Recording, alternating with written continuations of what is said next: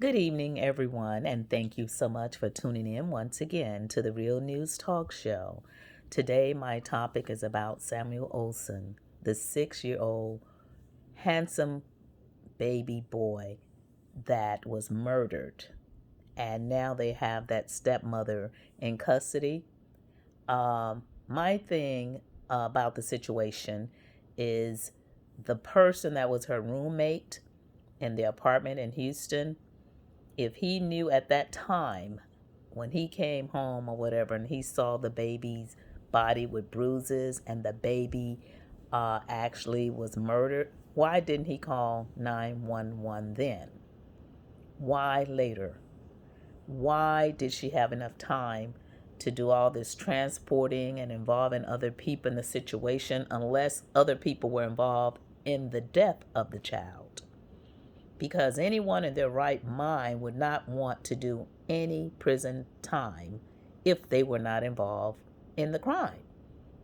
I mean, how could she persuade? I mean, what did she have on her that was so persuasive that would make her persuade someone not to call 911 when in fact the roommate saw this baby with bruises and the baby was murdered? How did she have enough time to do all of that? Transporting the baby to a storage unit, calling someone else to come and help her, knowing that this was a murder. Who in their right mind would help someone that committed murder, unless alone a baby, a 6 year old baby, unless they were involved? I mean, can anybody tell me, answer that for me? Why would you help someone that murdered an innocent child unless you were involved in the murder? Why? Why would you cover it up? Why didn't you call the police immediately? Immediately, just to keep yourself out of jail? Because now it just looks bad. It looks really, really bad. And another thing it looks bad is on that father. It also looks bad on the biological mother. We already know it's bad on the stepmother because she's the one that probably did the crime, allegedly, from what I'm listening to on the news. But when I say it's bad on the mother's behalf, because if the baby have not been in school since the end of April, and then he had a birthday coming up, I mean, how could you not keep tabs on your child at all times, whether he was with you or not? How could that father, from the end of April, and the baby was murdered before his birthday in May, early May, how could that father not know where his child was also? So did that stepmother have a hold on him mentally where, just like she did all these people that she had helping her hide the body, what was it that she had on people for them to help her hide this murder of a baby, a 6 year old baby? And he actually was 5 at the time that he was murdered, because they said that he was murdered. He didn't even get to see his 6th birthday. So this story is still unfolding, you guys. But my thing is, whoever helped her move that body from here to there and there to there, in the process of moving that body, they should have called 911. I mean, who in the hell was she to have control like that? Because all she was doing was getting the other people in trouble with her. So they should have called 911. And the thing of it is, that on my last video, I was wondering how could the body be in the motel without the motel people smelling it.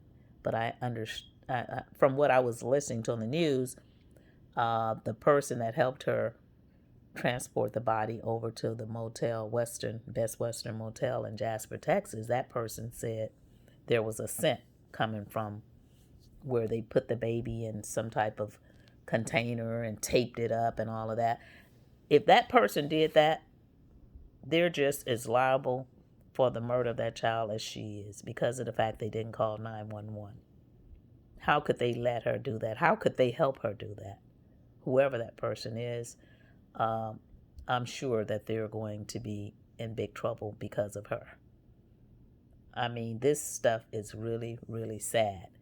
And also, they have to find out who actually murdered that child. Why didn't the father wonder where his child was when days went by? He knew where the baby was. If the baby was in his custody and not the biological mother's custody, he knew where the baby was. Did he trust that stepmother? Did he trust her with all of his might? Did he trust her with all of his mind and soul? What was it with this lady? This lady was not right at all, because even like I said in the last video, when I saw how she was hunching her shoulders and moving her head and blinking her eyes and doubling her words and stuttering, and he was he ha ha crying, and his mother was praying for him, but it was all just, to me, it just all looked like a poor play, an awful stage play that went wrong, all the way wrong. This is really horrific. And again, it's similar to the Malia Davis story, you guys, where that baby came up missing, and they always putting these kids in containers and hiding these kids, and she had that body. How horrific is that? To bring the baby's body in a car all the way from one part of town to another, knowing that there's a dead body in the car with you. My God. She's through. She's through. And whoever helped her out in that situation, they're through as well. Because that was an innocent child. The baby didn't get to live. He was so handsome. Anybody would have wanted to adopt that baby and give that baby love. My God, Jesus.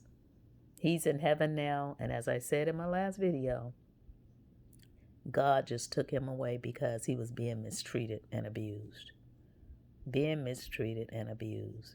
Had to be. Because if those parents were not keeping an eye on their son or calling him, trying to keep a tab of where he is, and just leave him in the hands of a woman that's already been convicted for choking his father, it seems to me that that lady had some type of hold on these people in order to have them under her spell like she did. But it all backfired. But look at how many people she's taken down with her. That is really, really sad. It's a sad situation. So we just have to wait and see what's going to unfold from this situation, because it's just horrific. It's just steady unfolding day by day by day. And they're questioning a lot of people, because now the thing of it is who actually killed the baby? Was it the father? Was it the stepmother? Was it the roommate? Who actually killed that baby? And it all will come out, because everybody's going to start telling on everybody. Oh no, she did it. Oh no, he did it. Oh no, I did it. Oh no, I didn't do it. They will never say they did it until it's time to get some time or to get behind bars. That's when people will start talking. It is so sad. So I just pray that the little boy's in heaven, and it's really a sad situation. Anytime it's a baby that someone abused, and if the baby had bruises, that means that someone beat him. They beat that baby. And the baby cannot talk and tell us anything because he's not here anymore. But you know what? When the law enforcement gets finished, they will get to the bottom line. And it's happening, unfolding as we speak. So please stay tuned for more. And let's stay prayed up that they will find who actually killed little Samuel Olsen, the 6-year-old baby that was found in a hotel in Jasper, Texas, at a Best Western hotel. My God, Jesus. Click like, share, and subscribe, and I'll be coming back with more. Bye.